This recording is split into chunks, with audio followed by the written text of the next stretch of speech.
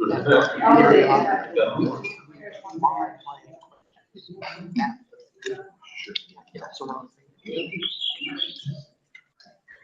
want it to be very all relaxed?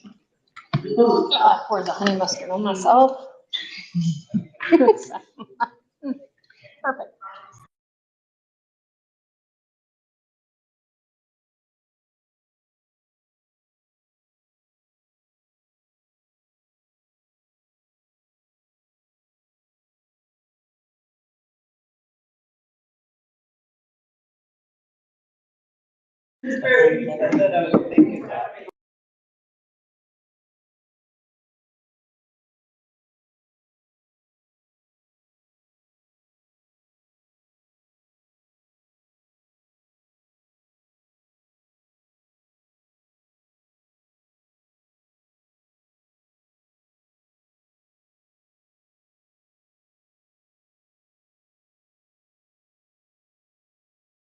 I think we're just reading it. It should not be. All right, good evening, everyone.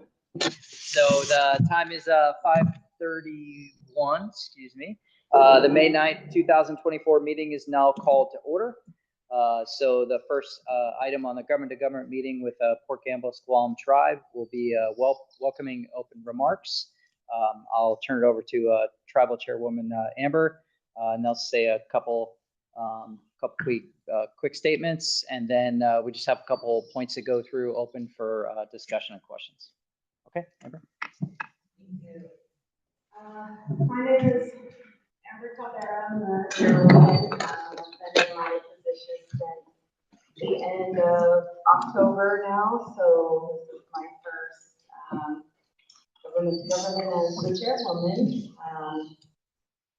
I'm looking forward to all the collaboration we're going to do in the future for the benefit of our students, with both boards having changes, us with, changes in leadership here at the tribe and changes at the district.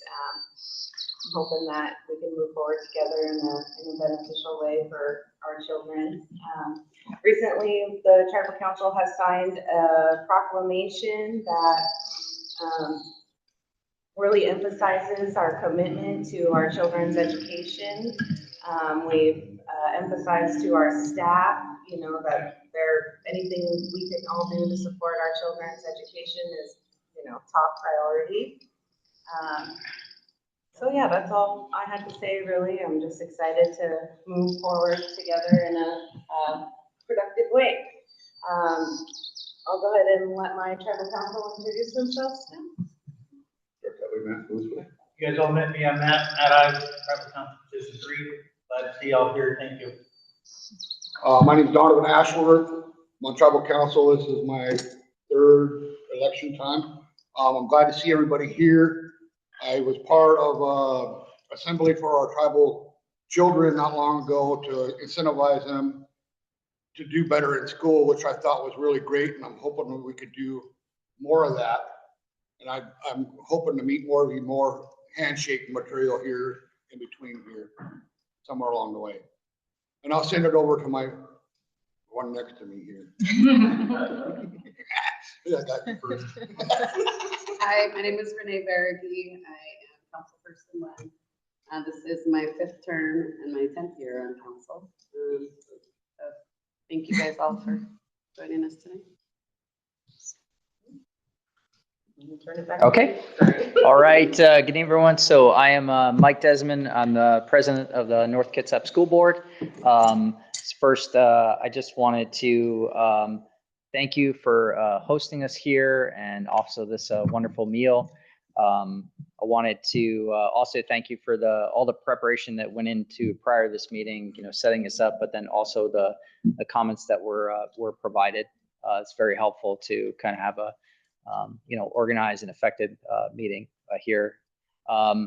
Also, wanted to acknowledge, just the constant feedback and communication and cooperation that these two groups have.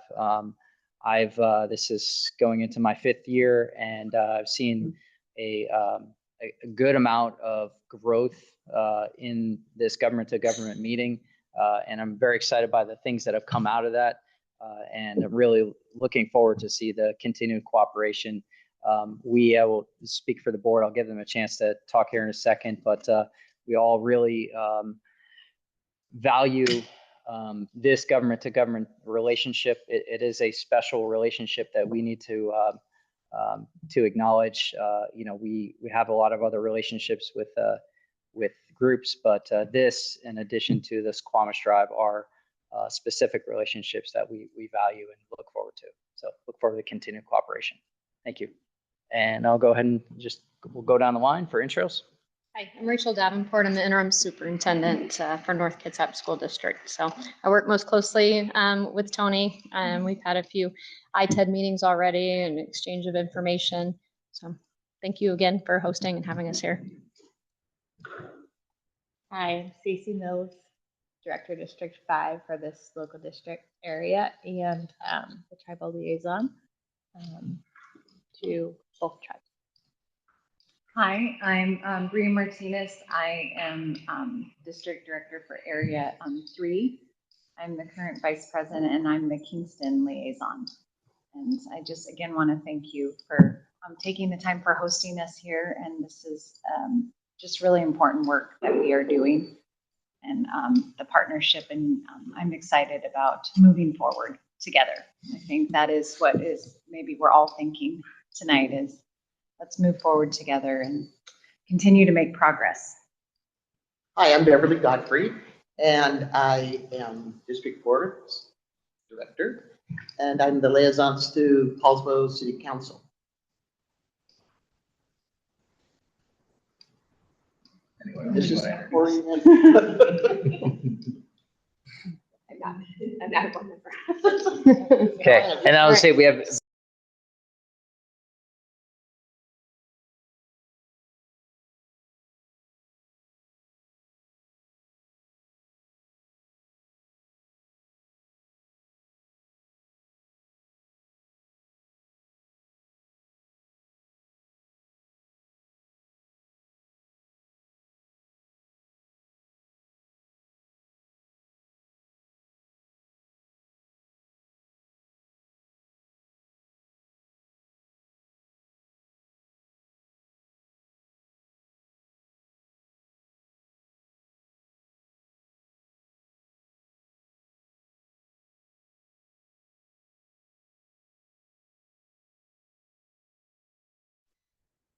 all right, so what I figured is we just go ahead and go through the discussion points. I'll kind of just highlight some information, just some initial responses for what was provided, and then give a chance to other board members to ask any questions, and we'll carry on with a discussion. So Amber, do you want me to just go ahead and read each point just for the group? Okay.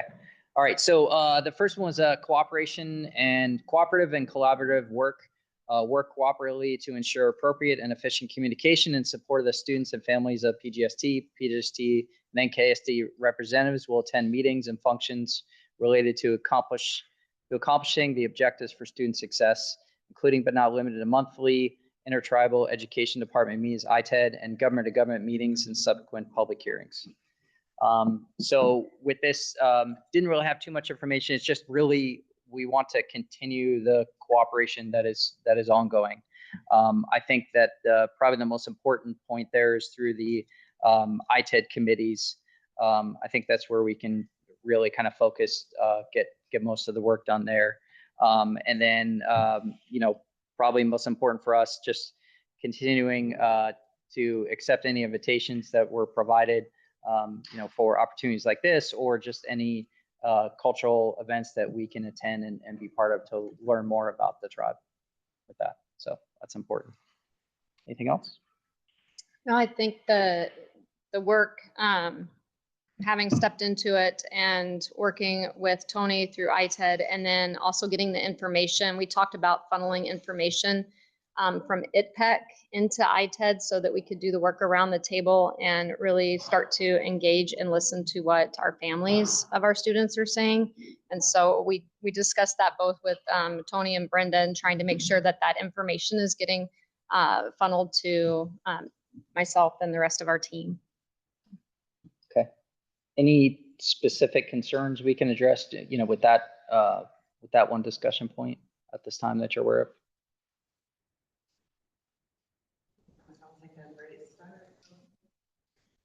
I just appreciate the transparency and the in-depth conversations that Rachel and I have had, as well as with Glenn and Val in our monthly ITED meetings. It seems very productive and collaborative, and I just appreciate that. Okay, great. Board directors, any questions on that discussion point? Okay. All right. So number 2, information sharing, assessment of and sharing information about student success and barriers to learning outcomes with the intent to improve programs, allowing for students to have the opportunity for success. General information sharing about the NAEP program, including impact aid received where the funds are allocated. So I'm going to give the superintendent a chance to kind of just kind of run through what are the current processes for this.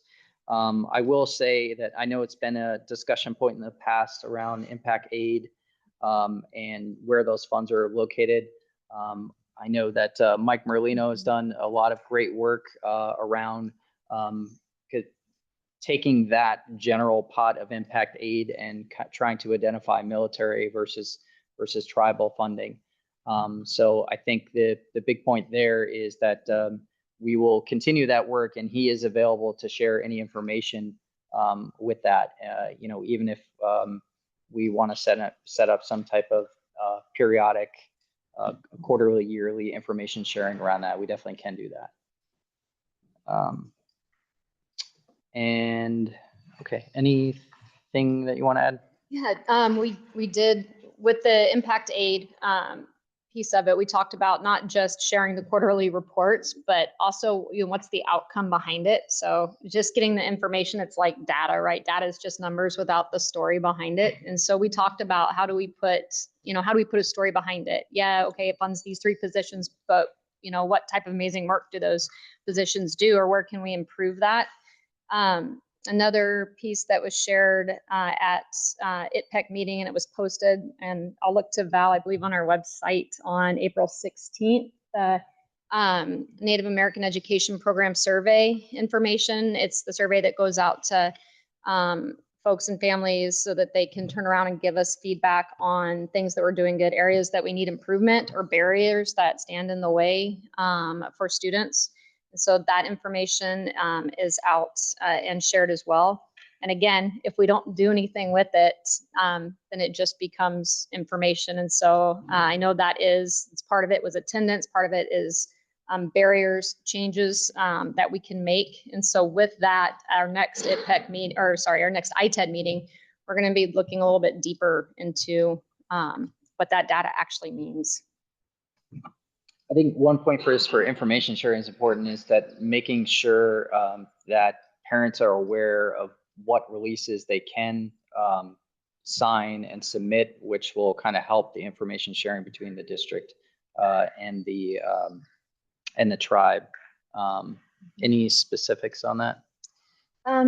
It kind of goes down to another question that Tony had later. I think it's another discussion point, but yeah, we can. Yeah, I know we'll definitely get into Google Classroom and Skyward here shortly. That's I know that we'll get into that, but I think it's just important making sure that we have the right information at Skyward to enable as much sharing as we can do. Okay. Any questions from the board? Yeah. I'm new to the board, so I don't really know how many coaches are there and at what grade. So we have 2 coaches and a reading specialist at Mobley Elementary. And then we have Lexi, who is our middle school coach. And then we had 2 coaches at the high school, but we're in the process of filling that other position. So right now we have Janet at the high school. So we have 2, 3, 5 coaches and a reading specialist. Okay. Any other questions on that?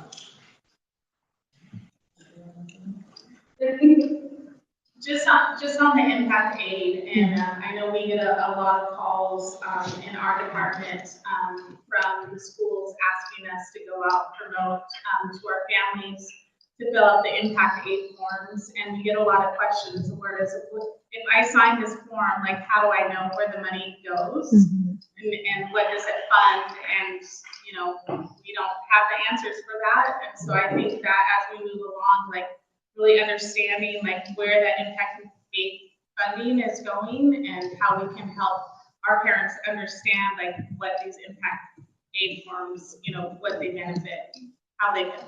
So. Yeah, that definitely fair point. I agree. We need to continue to improve on that to get better. Because, you know, like I mentioned right now, you know, it comes in as a bucket, you know, between multiple programs. So doing a better job to identify where it's going. So we'll make sure we take that on as a continued improvement. I don't know if it would be helpful, but like if we're able to develop some kind of infographic or something, I'm happy to set it backpack distribution and like try to be available with like a little info, something that we could share and just sort of inform our families that are coming through here, that that's going to be coming out, and some info about that. I don't know if that's helpful or wanted, but I'm happy to do that. Do we know what kind of percentage our tribal parents are doing, going out to aid impact packet? We can get that. We can get the information of how many families. The easiest information to get is the families that live on the federal land. But there are some families that have like students that have parents that either work on federal land or work to support federal, and those students actually qualify too. And then there's actually funding for those type of students. So we can get the actual information, but I think more of the why and like why do we collect that information? The reason why I'm asking, you know, do we need to push our parents to get the packet filled out? Yeah. And if they're doing well, let them know they're doing well. Yeah. You know, I mean, there's always room for improvement. Yeah. But if we need to incentivize them to get going at it more often, because it helps everybody in the long run. So that's why I asked the question. We can come up with maybe like a percentile that we're trying to beat. You're never probably going to be 100% accurate. Yeah. No, but maybe like at conference time when the schools come here, I mean, times where we can access families to have somebody explain what it is too. I try not to guess, but I'm just going to go out on a limb and say I think it's something we can probably improve on. I mean, knowing we do this in other parts, other programs, and it's usually the percentage is a little low for that, but we'll definitely get the percentage and get back to you so we can evaluate. I think that's something too that we can like let them know at that time, right? So early on say, hey, last year's was this number and we're really hoping to beat it, or, you know, come up with a good way we can sort of sell that and get the buy-in from families that way too. Make it a little competition maybe with ourselves. Yeah. Yeah.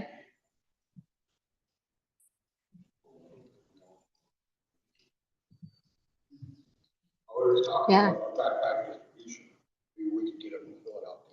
When does it start? When does it come out though? I'm going to look down to Mike. I know we have an electronic version, but I know with hard copies as well. Yeah, like when does it go out to families? Yeah, in the fall. Yeah. It goes on through the spring, so it's open for a while. August would be amazing. It would be probably fall conferences. I think probably fall conferences, at least hard copies at that time, saying, hey, let's start working on this. And we could definitely set up like kiosks to have people help or coach the coaches on how to help fill it out. And maybe if we have like workstations at that time. Try to go on. No, I was Yeah, saying the backpack distribution is too bad that we missed that. It's too early to capture that. But it's maybe not too early, like, I Yeah, think. to inform. And because I do think it's that kind of buy-in. And often it takes like hearing it a few times. So if we start early and share, you know, where the money is, why this is important. And then it's then we repeat, because usually it might take a few times And then when that form actually comes, hard copy, they're like, oh yeah, this is what they were, I remember this is I should fill this out. This is important to do. That's what I'm thinking too. Yeah. We start the education around it early on. There is a digital form that is on Skyward, correct, that families could do on Skyward. There is. There's also a paper. Some of our surrounding districts that have high response rate do both a digital form where families can go in, and then they also, if you're one of the families that hasn't completed it, because some of the surrounding districts ask everybody to complete it regardless, so that we can sift through it and see who we can apply for. They will also send home, they will check to see if you have turned it in, and if you haven't, they will start sending home hard copy to ask for a response rate.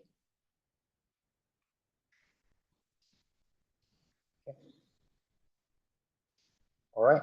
So, okay. So yeah, I think we've got an action on that to find out more information on the participation, provide that to you, and then continue to figure out ways that we can improve that.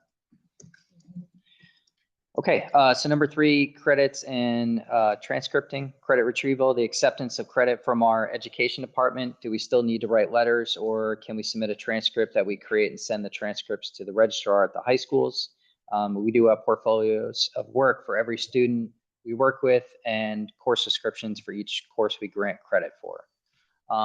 So I think this, a little bit more clarification would probably be helpful as we discuss this right now. I think the biggest thing for the district is that it's really limited on what are the actual state requirements. And what is the resulting policy that's in place for that. So there's only, there's limited opportunities we have for credit retrieval.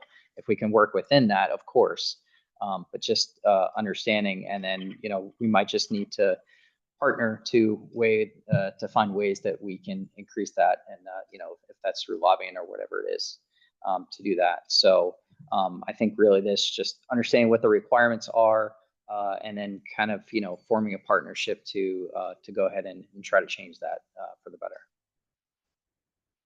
Anything else? I know this is work. I think Tony has brought up a couple of times, and having worked at Kingston High School years and years ago, I think we started work on this way back then, like 12 years ago. And so credit recovery is much easier to have credits transcripted from recovery classes than it is original credit. And so I think working on that, and I know our team's been talking on how do we get Tony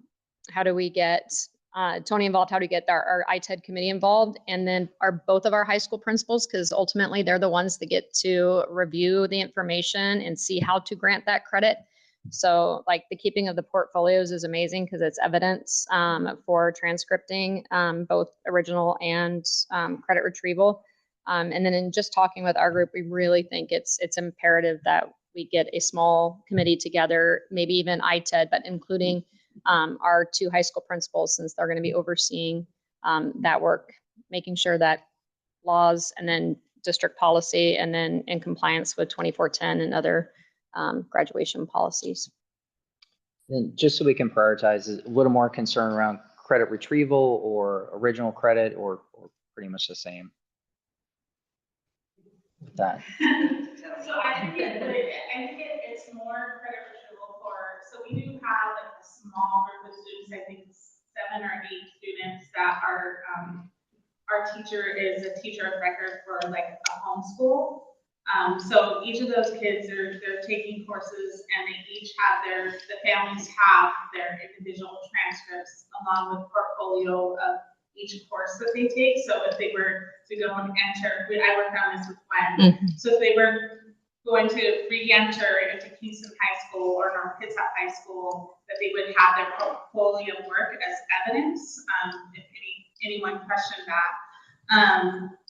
And then I know what happened past practice of accepting original credit.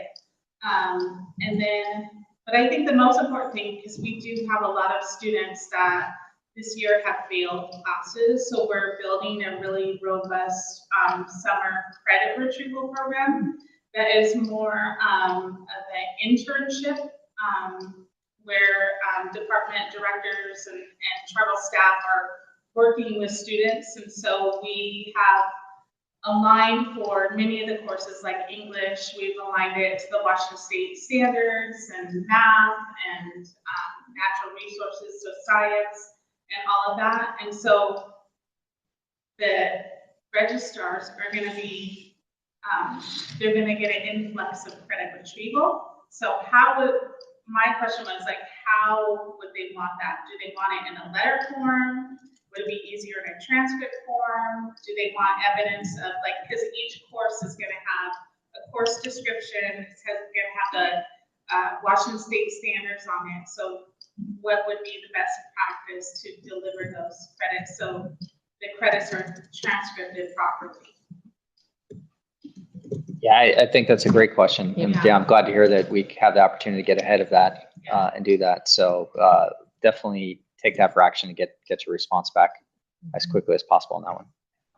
It was my understanding that it was allowed before and it's not allowed now. So, somewhere there's a rift or a break, and where that break is, I think that's what we're really after, right? Yeah, that's what I was confused about. I'm like, that's how I graduated.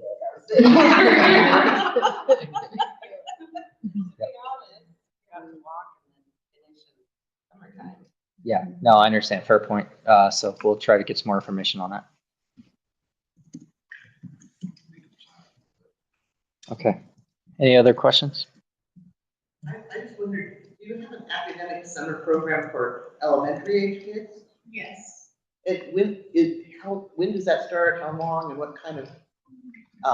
So we usually run a 2-week program. So the education department has an outdoor education program for K-3.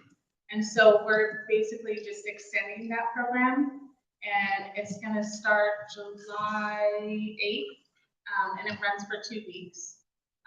And so we'll have that outdoor education program will be K-3.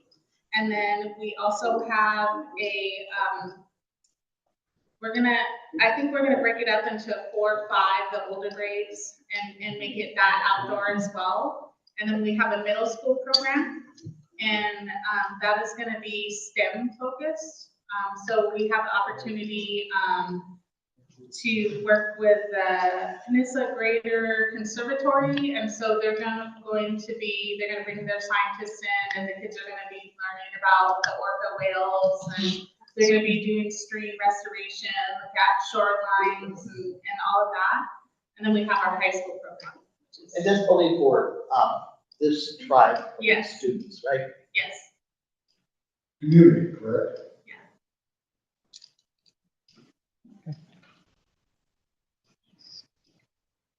Okay, any other questions?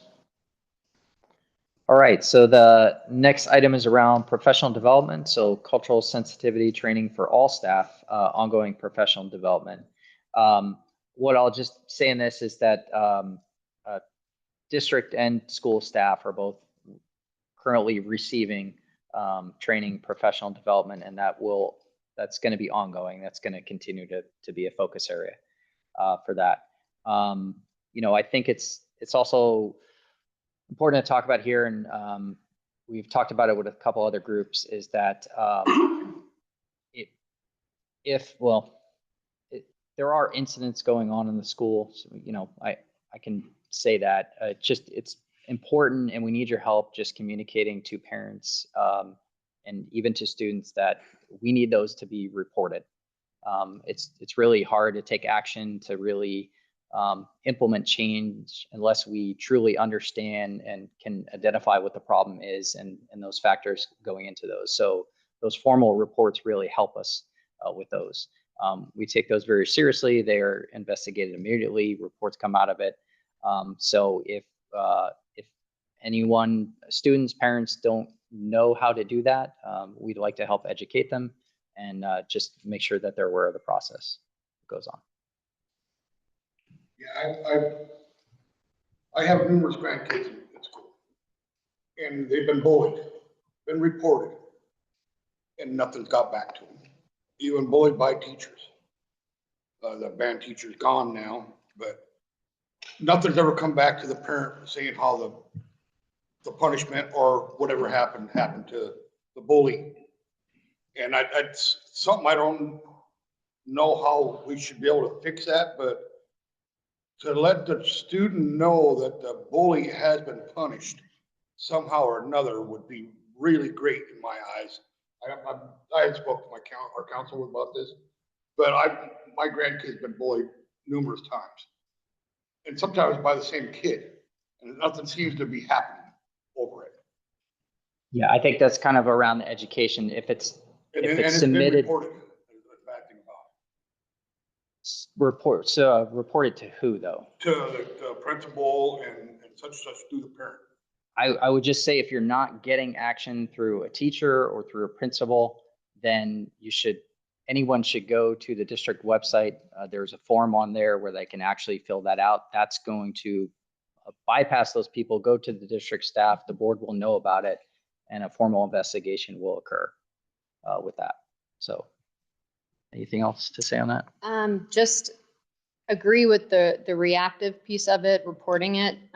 There is, our team's been working on a lot of proactive measures. This year we brought in a trainer to work with all of our teachers instead of just specific subgroups on how to intercede immediately inside the classroom or the hallway if they see something going on, how to report the teacher, how to report it if they're uncomfortable, if they see biased, racist, bigoted issues going on right in front of them, how to intervene if it makes the whole classroom uncomfortable, and next steps in that. We had a training prior to school starting in August, and then we had a follow-up training on the next steps on how to do some restorative circles, kind of what you're talking about. Like nobody follows back up a lot of times with the victim. So how do we do that? And in a restorative manner to let the entire class or the entire hallway know, like, it's not okay. If you do this, this is not acceptable in our schools. And so I agree with the reactive and reporting it, but there's so much more that we can do proactively with trainings, with not just with our staff, but our students. What it feels like to have that done to them, what it feels like to witness it done to somebody else, because those students are also triggered if they're seeing that happen, and they are also suffering a trauma at the same time. So how do we be proactive in addressing it instead of putting it all on the person that it happened to report it? So you said that the professional development, everyone's undergoing training. So is it cultural sensitivity training? It's a little bit of both, and I will say we had it's cultural sensitivity, but it's also awareness on what it, like, I would say microaggressions is one of the terminologies. How to do certain comments, even, oh my gosh, I said the wrong thing, and I didn't realize that is an offensive remark that I made. How do you apologize appropriately and use it as a learning lesson as well? And then how it differentiates between an elementary classroom or a K, 1-2 group of kids and a high school group of kids. I will say we went to the point you talked about discipline and what happens to the person that is the aggressor. We brought in representatives from OSPI because there seems to be some misunderstanding or misinterpretation of, hey, if there's an offense, then we can't move to a suspension or an expulsion of a student. And we talked about the degrees up to which that could happen. You can move to that if it's over a period of time, and we've done different types of interventions, tried it with that student. So like if the student is bullying somebody and we've tried an intervention, didn't work, we've tried a second set of interventions, it doesn't work. We have to be able to show why it's better for the school environment to have that student either removed and getting their educational services in a different setting, or did the restorative practice, restorative justice work with that student? Can they change their behavior and learn from it? So it's a little bit of everything. And I know Gwen Lyon meets with our professional development committee this next week, I think, to discuss further on what we're doing next year with all of our professional development days. that's for all staff. Yeah. Yep. I just wonder, since I just imagine that training is more broad, like all cultures. And I mean, since we're talking about the schools with 2 sovereign nations in their district, I'm wondering if there isn't a different training that could be more geared towards our district, and, you know, and our people and our cultures. Yeah, Tony brought that up actually at our ITED meeting, and we talked about implementing a training called Kairos Blanket. I remembered it this time. We talked about doing that training. She shared how impactful it was for her to experience that part of professional learning that she went, I think it was a conference or something that you had gone to, and she had that happen. And she talked about how not just her, but everyone that was in attendance in the room, like it changed the feeling of the room. And so we discussed having that be a part of one of our professional development days this school year. Yeah, so that training was, it's an interactive history of the United States from an Indigenous lens. And so basically they had like the 50 states, and each blanket represented the 50 states. So then they went from the moment of colonization, you know, when the Mayflower came over, and but it was taught through an Indigenous perspective. And they had, so one of the facilitators used the Indigenous voice, and the other was the colonizer. And so they each took that part, but so it was very impactful. One for me, because, you know, my grandmother's a boarding school survivor, and I just happened to get the boarding school card, the blanket, and it was almost like you were in a bubble. Like there were 300 of us in attendance, but the impact that it made, that I saw that it made, not only on myself, but the non-native educators that were there, and the understanding of it, which was taught through the National Indian Education Association. And so that might be something that we could bring. But also when I was thinking about professional development and what Amber was saying about like 2 sovereign nations, there are local conferences that I would highly encourage, you know, admin staff, school board to attend. There's the Western Washington Native American Education Consortium Conference. That usually happens in February. We also have the Washington State Indian Education Association Conference, which usually happens during spring break. And then we also, just nationally, there's a National Indian Education Conference that happens in October.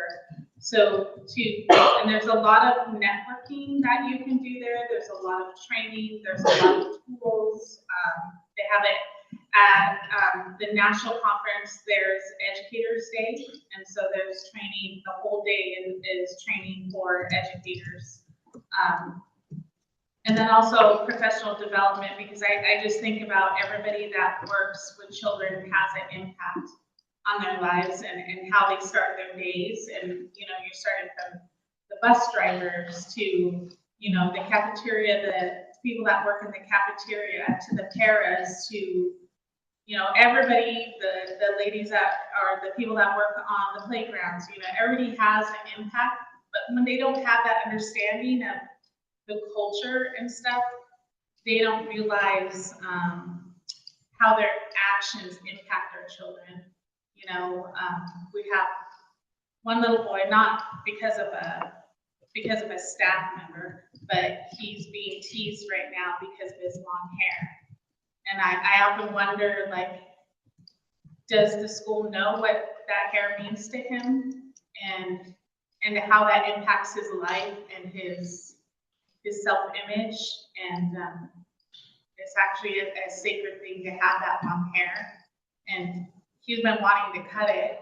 Mom is saying don't cut it. So our coaches are going in and bringing materials to their native ed classroom to educate the kids that come into their classroom about the hair and what that means. And so I think it's very impactful if we could have all staff that work with children to be able to have that type of training, that type of cultural sensitivity training, especially living in the ancestral homelands of two sovereign nations and how we impact our children.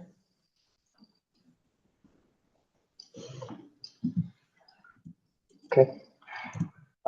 Yeah, I will just say, going through and preparing for this of the 6 points, this is probably the one that caught my attention the most. I think it's one that we just need to continue to focus on. Every child, regardless of race or even religion or physical disability or mental disability, should have a secure, safe learning environment and shouldn't really be going through any type of bullying, harassment, or intimidation. So just know that I know myself and the rest of the board and the staff take this very seriously. It's just something that we need to continue to keep a priority and focus on. Do that. So continued conversations.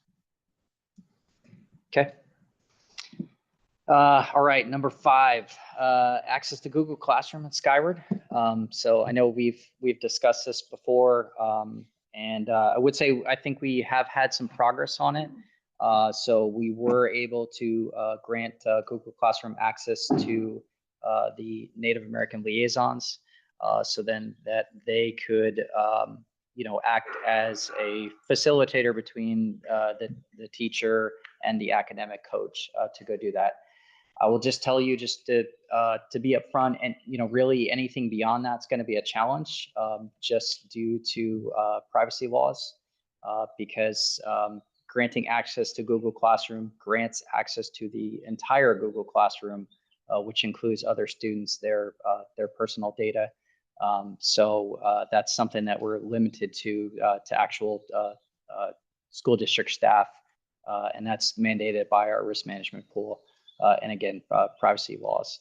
I would say, I think one thing we are continuing to work on, I think it'll be a focus, is just working on that connection between Google Classroom and Skyward to make sure that Skyward is being updated real time with Google Classroom. I even notice that as a parent sometimes too. There's definitely a lag between the two. So I know the technology department's working on that, and we'll continue to do that. So, because that's one issue that continues to come up we need to improve on. Anything else? Yeah.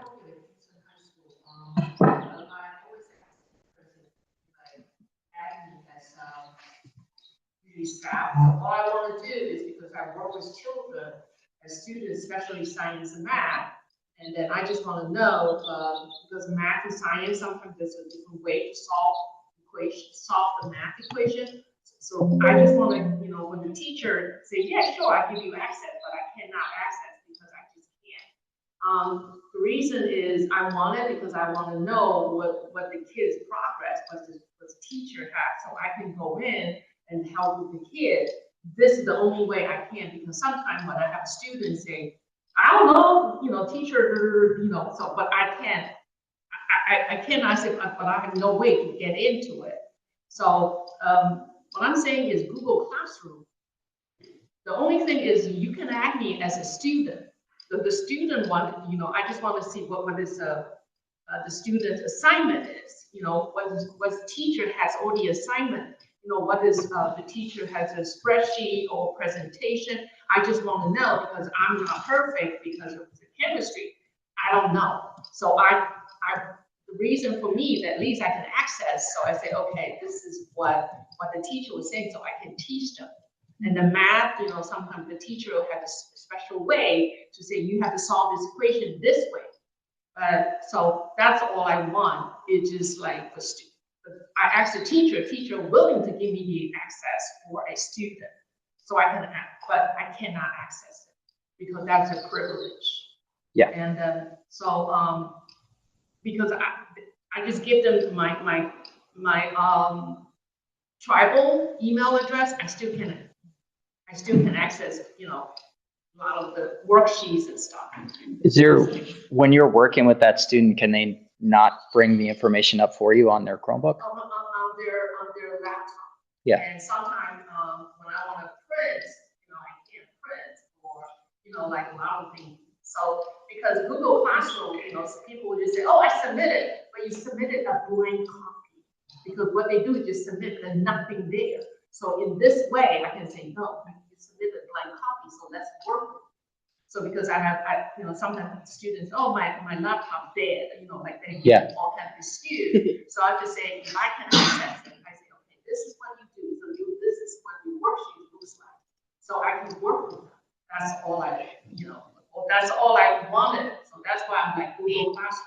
Yeah. That's all I want because I really want to help the kids. Sometimes I have to ask the teachers, can you print one? Just keep in mind, you don't have to use one of the school issued Chromebooks to access Google Classroom. So you can go on your computer and have that student sign into Google Classroom to their account on your computer. And then you should be able to print from your computer. You tell me that the student comes to we're using Apple, so the student has to come in, so that they look as a student, so I'm going there, so for the student, I have to give them my laptop, so they have to log in as him. What happens if I have 2 students or 4 students doing that? I only have 1 laptop. Yeah, no, I understand. Yeah, just trying to figure out what workarounds, because I do the same thing with my kids. I kind of have them, any questions I have, the first thing I do is just, okay, let's bring it up, and take a look at it and do that. Yeah, again, privacy laws really limit us on this one. There's only so much we can do with this. So, So with the privacy law, like that, I've been hearing the board high time for the 8 years I've been on now.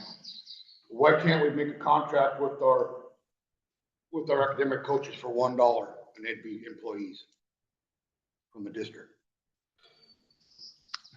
I don't know. I mean, we'd have to go talk to our actual legal counsel to see if that would meet those requirements. That's 3 years in a row I've heard that same answer.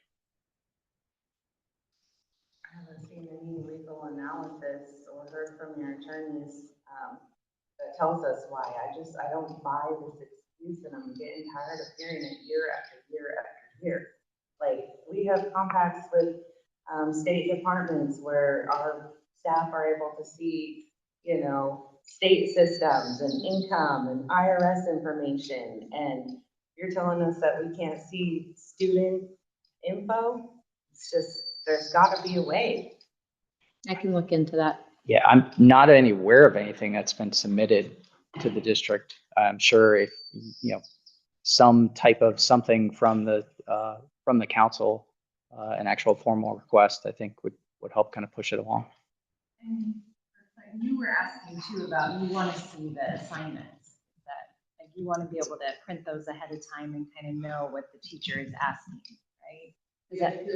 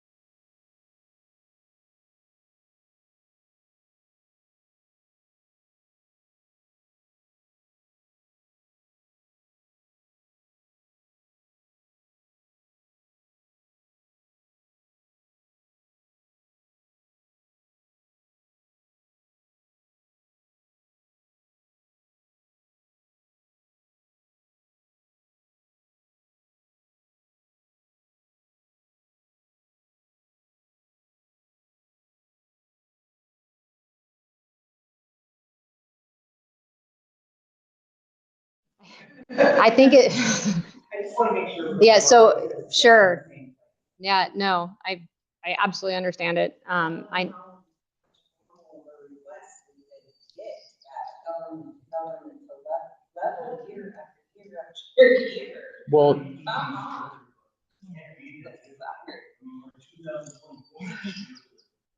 Well, but we are, Follow something to where we only have access to who we need access to. I know that we've, Don't you care about what's going on here? I understand, but we have to look at the governance of the district, and we have discussed this for years before. And, the answer has been, no, we cannot grant anyone Google Classroom access unless they're a school district employee to go do that. If we, Change so everybody can be part of it. What's fair for one should be fair for all. I know fair is you guys and more, but maybe that was a good word. It's just not, don't make sense. Like Beth was saying, you can get all that information from Skyward. What's the difference between Skyward and Google Classroom? two separate companies, two different license agreements, two different data restriction policies. So again, we understand the concern. We will take it back again to try to clarify with legal counsel to see if there's any change since we've asked them last time. Is there? When I worked in public school, I worked in school district, right? And I quit, and I want to work for the tribe. I had to go get fingerprint.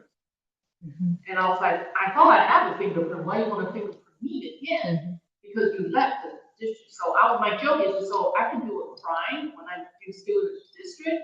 I don't have to do fingerprint. Once I left the district, you had to fingerprint me. I had to do this every year. Spend $83 and schlep all the way to Bremerton. It's just, to me, I know because I used to work at the school, so I know. And then, but also I used to be a para-athlete, and also I know I want to help the kids, math and science. That's all I want. That's my passion. So this is the Google Classroom. It's just I just don't understand, because when I go Skyward, I can get everything about everything done. So I cannot get into a Skyward for teachers' assignment. I mean, I just don't understand. You be talking about privacy and the legal, and also we're using Apple. I cannot even get on the Google meeting unless I have a Google, email. If you want my Google email, I say, I say, okay, I even give them my Google email address. Just pretend I'm the parent or something. I cannot get in. I think parent can get in, because if you invite the parents, right? I think all the parents can get in. I cannot even get in. They can be added as a guardian. So like I'm listed as a guardian for my children. So what that gets me is it just gets me a weekly of all the assignments that have happened in the past. Again, the same thing, like I can't actually access Google Classroom as a parent. So I have my children sit down with their laptops, or I sign in on my computer and have them actually bring up their account. And then we kind of go through it and look at everything through there. So that's kind of just, our weekly routine that we go through. I would be curious too, to keep hearing from, I know in the training we had with the OSPI Native American Education recently, they mentioned about talking about data shares on a statewide level and different things. And now I don't know, I honestly think that we probably already supersede any work that they're doing, is what I kind of worry, that we already have done more work than other districts have, but also wondering what information may come out of that. She's been in that position 1.5 years, she was saying, and she was saying she's doing work to look into other data share stuff. So it'll be interesting to see what OSPI at the state level is able to come up with, because it sounded like they're working on this. It sounded like the very thing to me. Yeah. So, I mean, I'm curious to see what they come up with too out of OSPI that gives guidance further to districts, and maybe can help us forge a way where Google Classroom can exclude to only be per student, or whatever it takes to get the data share agreements to where they need to be to meet everyone's, firewall and safety restrictions for FERPA and everything else. But it did sound like they're doing work at a higher level above us on that. So that was really interesting to hear her say that. And it sounded more, Amber, like the kind of data share work we've thought about in the past with the other state agencies. So I think OSPI is just finally kind of like coming along with that. when she mentioned it, it was very reminiscent to me of what the work I did with DSA just running this very same thing. So I'm really hopeful that their department and division over there at OSPI will be able to, you know, help sort some of that too. And then that will help our risk pool to better assess it and give them guidance on, you know, what OSPI comes up with. So I think it'd be interesting. I'm sure we'll be in contact with her to send her an email as well to see, you know, what we can keep updated on it. And they were thinking the same type Yeah. of sharing information. Yeah. And that was just last week at we went to a tribal consultation training last week, and she was talking about the data share specifically. Came up during that They training. share the language that prohibits us from getting access. We send it to Tony. We've not ever seen that, the language. We keep being told about it, but Yeah, we've never cited. been presented that information. So at this time, do we need to make, get our legal counsels together? Need for our legal counsels, you said it's over your head. So we need our legal to get it together with your legal. Do you want us to incentivize and go ask for it? Because we've been waiting for you. So do you think we should just go ahead and ask for it? Yeah, I think that's been the discussion point in the past. And Yeah, I mean, we've the been answer's waiting been yes. for this legal teams to get together and it ain't happening. So do you want us to push to meet them? Yes. And our boards, our council leads our legal department. If we don't agree with our legal, we can overturn that. Your board can't do that. Well, we also have a risk management pool that we have to deal with too. Oh, we do too. Everybody does. Yeah. You know, we don't agree every time with our lawyers. That's what I'm asking. I don't know who writes the policy, you or the legal. Legal. That's kind of. I'll be quiet on it. I think it's something that maybe I think there's probably barriers that we can work on removing. It just gets really frustrating to see Janet, who, you know, we have a high rate of failure of our secondary students. And so when you should see her office. I mean, she has an influx of students in her office wanting her help. And so now with it just being her, she's got like 6 to 8 students, Miss Janet, help me. And she has no idea on how the assignment, and so she's spending valuable time. She may have them for like, for the advisory period. So maybe she might have 35, 40 minutes with them. And 20, 25 of those minutes are used trying to figure out how do I help this student? How does the teacher want it? Let me look at the teacher notes. And she has all these other students, and we're trying to get our students to passing. And we're trying to help our students become successful. So when Google Classroom, and yeah, we have the liaisons, but the liaisons have their students too. You have 100 and something students at Kingston, native students at Kingston High School. We have 50 something of ours, 58% which are failing, and we're frustrated. So we gotta find a solution. There's gotta be, I'm a solution seeker, and I know that there's a solution out there, and there's gotta be a loophole, something, an agreement, data sharing agreement, something, because it's creating a barrier for our students to succeed. And for us, the tribe is paying for our academic coaches to help our students become successful, but if we keep bumping our heads, like, you know, we want to help, we want to, you know, and like Janet said, you know, there's a way of doing math. She knows math, but there's a way that the teachers want to see the math done. So she doesn't see that. She's working with a student in integrated math 1 in integrated math 2, 1 in integrated math 3, you know, and then she might have these chemistry students and all that. So it gets overwhelmed. And so I think that we need to find a solution. We need to find something. It's very frustrating to come back here time after time again and have the same answer, like just Legal said no. Well, like you don't offer to like direct your teachers to, give our coaches like the background of the assignments or something. There's something you could do or offer for extra help to work around this problem. But I feel like it's always just like, that's all, nothing we can do. It helps our students to find another solution. I love Janet's idea of Janet becomes a student. It's 456 classes and paid for. Seriously, they're charged too many jobs, like, what's wrong with it? I don't even need to be discussed. What about the campus? Excuse We me? don't have Canvas. Well, Canvas is used on that. It's a platform. College and Yeah, we're not. Zoom. Well, I mean, seriousness to your question, is there a reason why they're not being charged? I mean, what's the barrier to that?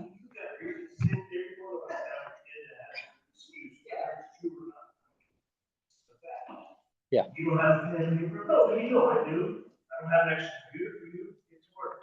It could be an avoidance thing too, because they're not understanding, and so they're just avoiding. Well, yeah, You know, it could be that, it could be a multitude of things.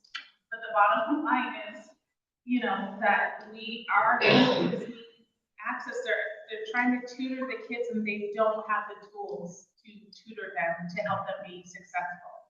That's the bottom line, whether they have their laptop, don't have their laptop, you know, it's the bottom line is that we want to help our students and we need access to the right information to help our students. Yep. Yeah, I understand. They're teenagers, they're gonna, yeah. Yep, I have 2 teenagers. Yes, I make them charge their Chromebook every single night. So it's just part of our daily routine to go do that. And I mean that the quickest solution is probably going to, yes, make sure that they have those devices that have been provided by the district and they're working and they're ready to bring up when they're going to the academic coaches to go do that. So, but you know, yep, I have 2 high schoolers myself. Yep, I understand. So the tribe provided you backpack, my backpack, all the tools, calculators, charger, and everything. You say, oh, you think I can do it because my computer died, so they just.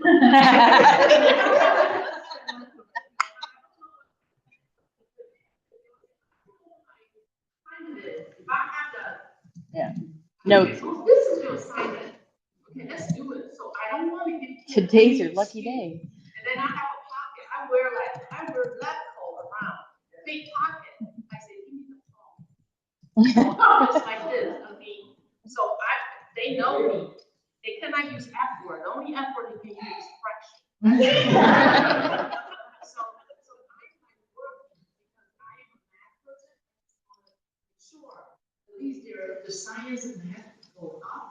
Because I say, if I can teach my own child, then I can teach you. So that's why my passion is on math. I don't care about money, you know, I really don't. So I'm just wanting to make sure the kid, you know, love math. You know, at least put the phone away, just start working with you. You'll get it.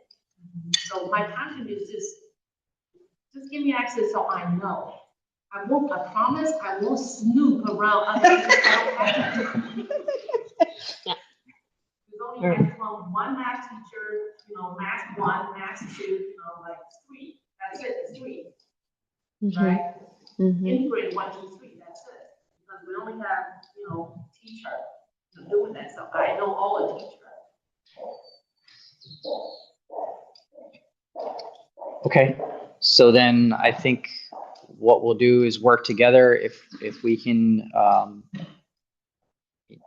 I heard I two, think we're gonna have to have our legal department reach out to your legal department and get the answer of why they're saying no to making these academic coaches on contract.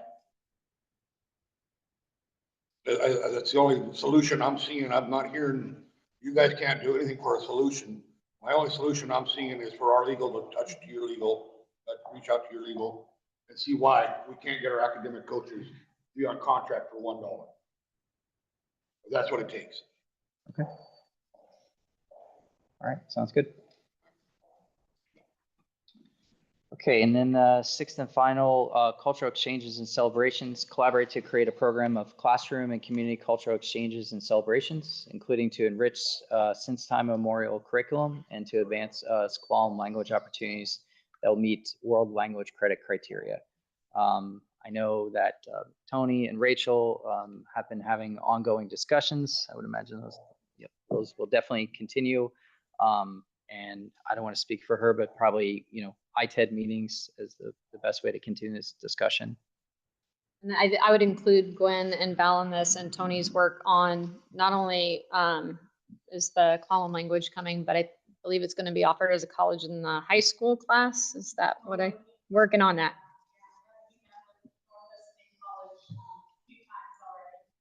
So I think Glenn and Craig we're going to start speaking about an MOA with North Kitsap College to offer college credit. And we had enough students sign up to run 2 full sections this year, so it's exciting. Okay, any other questions on that? I'd like to say this, our 100 years ago, the tribal youth, they were reprimanded severely for speaking their language, and for you guys to step forward and allow this as a big step forward. Take my hat off to you guys for that, because it's important to our children. It's important to our people for us to get our language back. That's one of the ways that we are getting back to who we are. And I'd like to actually say thank you for that. So, yes. I'm excited for the opportunity because I'm a big dreamer, and just thinking about our kids that start the language as a freshman, and then by the time that they, a couple years, we're basically building our own teachers to come back and teach language classes here too. And so it is a big thing, and I'm excited to see what's to come of that. I'm excited to see how many, we didn't even really have to, we promoted it, but not really hard. Our students just saw it on the registration, and that's what I'm gonna take our language. So I'm excited for that and the opportunities to come from that. And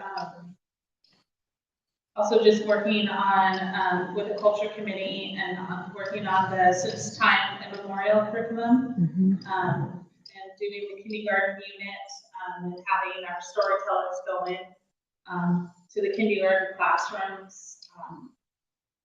That's going to be something special. And then I know we worked with it was a whole tribal wide thing where we worked to bring the culture into the schools. Steph Carpenter was the head of that, and we were able to do cultural presentations to the entire school. So hopefully Kingston Middle School and Kingston High School. And then we also have Hannah Jones, our outdoor education program manager. She's been going out to Gordon and sharing out there, and then also sharing at a couple of she goes to Wolf Lee. And so we're just excited to expand our programming and share it with our kids in schools. It's a good thing, because schools, just like Matt said, they used to not honor that. They used to try to wipe the culture out of us, and it was very abusive. And so I think the more that we can work together and continue to build this bridge, and it's not going to be perfect, but continue to build, because at the center of this should be our children, and the impact that it makes on them, and how do they feel safe in the schools. How do they feel proud to be themselves and not wanting the boys to cut their hair. I mean, how do we create that awareness in the schools for our kids? And then just having access for us to be able to help them,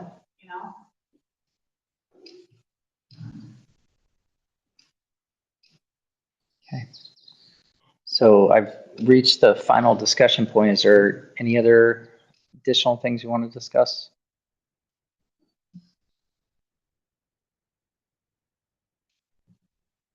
Okay. So during backpack distribution, we all run into the problem with Skylar and our parents losing access to do a lot of the forms. Is there somebody from the district that can come out during our backpack distribution instead of the computers to help reset passwords and Yeah. emails and things? Because a lot of our elders run into that issue and they want to come to us for help, but we can't always help because we have to wait and wait for somebody to come back and help. A lot of times they don't even remember their email, so if we make up a sheet that says, you know, this is my Skyward access, and then they help them reset emails and passwords, that'd be awesome. Yeah, Bethany, if you can just get us the date of that, we can get people out to set up some kiosks, definitely. I have a comment. I mean, we're getting here towards the end. I want to make sure, you know, we're seeing our children trending down. And I don't know if you guys are seeing it through the whole district, but we really want to move forward with finding some daylight to get our children back to where they should be. You know, they're falling through the cracks is it's for a council, it's a lot of work, and for our families and our team here, I mean, if we, you know, 20, 30 years ago, we didn't have this team, and we have a team here now, and we're trying to find solutions. So it's good to have you guys at the table with us, trying to work with us, and maybe there's something that everybody is seeing that we could try and work together sometimes. Absolutely. Yeah, definitely. Yeah, I think that these, I really value these meetings, but I think as we'll all agree, it's got to go beyond, you know, the yearly meeting, government to government meeting. So I appreciate the cooperation that's going on between Rachel and Tony. I think a lot will come out of that, but also too, I appreciate the invitations that you've given the board to come participate in different events too. And we're committed to continuing to do those. And do that. So it's just, it's got to be more than, you know, these formal meets, just continue conversations. So absolutely. We'll talk about it, about it. Excuse me?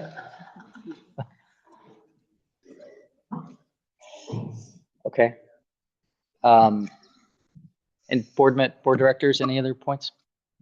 I mean, I just feel like since I'm employed here and I've had such an opportunity growing up here and growing up in the district and coming through Native American education courses from when I was young all the way through, I know that I've been so lucky to have get some of the education I have. And I'm just really excited. I think things even now as an adult, like just recently, the fish force screening that we did, I just think about our high schoolers and about our whole school learning about that, and how much of a difference that will make in us growing as a larger community together. Because in my age group, what I see a lot of and older, right, is we have a lot of issues with different blaming on different fish and tree issues. And there's not a knowledge or an understanding there. And I didn't ever realize how blessed I was that I came through that. So I think that when we think about STI curriculum and things like that, there are some real things going on the ground right now that us as adults are getting exposed to, that we're getting to take advantage of, and we have these really great resources. I'm excited. I'm excited for our graduating classes to really have that STI curriculum and to really come out of school into our greater communities and have a better understanding of each other and a better understanding of our history here. So I was just thinking about that recently, Matt, when we were here for that screening, and just how it just really, it sat with me. And I think it impacted me not just as, you know, someone that works here. It impacted me in a way that when I went out into the community, I was aware of the struggle that people have come through. And it makes me think we could do a lot more. We could do that a lot better. We could further that with not just how you guys do here with your staff, but how the district does with their staff and our students. In that sort of topic area, probably our older students, because that was a pretty, those interviews and the video were very, you know, pretty stark. And I think it sits with you in a different way. So I just hope that everybody gets the opportunity to take advantage of our education we have available to us in this area, especially. But I don't know, I think it would be great to do more like screenings like that. It was a good opportunity, and I'm just really glad I had it. I would like that kind of curriculum to continue, whether it be with STI, whether it be with professional development, whatever that looks like. I'm excited to bring more of that. So we have a better understanding of each other when we're going to school together and when we're teaching each other, and so anyways, that's. Yes, and the interviews of the elders and the US federal agents and I mean, so stuff like that just sits and weighs on me that I think we need to be that. I'm glad I had that. I hope that all of our kids, our high schoolers, can come out of school with that knowledge. Everybody, all of them, every single one. So I just look forward to more of that. And I think that would be a great thing, a great addition to, our cultural role. It was really good. Yeah. Find out how to show that. Do more. Yeah.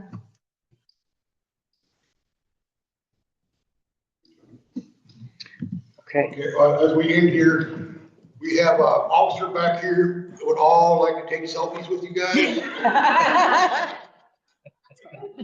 I'm not gonna make a joke at the end. Throw them under the table. Yeah. But anyways, it's the passion in the room. The passion in the room is about our children. Yes. It's not you versus me, me versus you. It's for our children. And I want that out there. I do get heated for our kids, and I know you guys are here to take care of children too. But like I said, the passion for the children here. It's not me taking it personally against anybody in the room here. It's just the heat of the moment. We all love our children, and that's what we want to see succeed. And take a cupcake on your way out. Yeah. Oh, you brought them? Okay. Because I always get stuck She with brought that. a cupcake for a cupcake. Thank you. Okay. So I think that was very well said. I'll just leave it at that. And again, I totally agree. It's that is our best interest. So we look forward to continued collaboration. We appreciate having us here this evening. I really enjoy having this meeting here versus at the district office. I think it's appropriate. So thank you, and just continue conversations. So. Okay. Mine starts on the right. I have to adjourn the meeting real quick. So the time is 6:49. This meeting is adjourned. Thank you. Thank you. All right.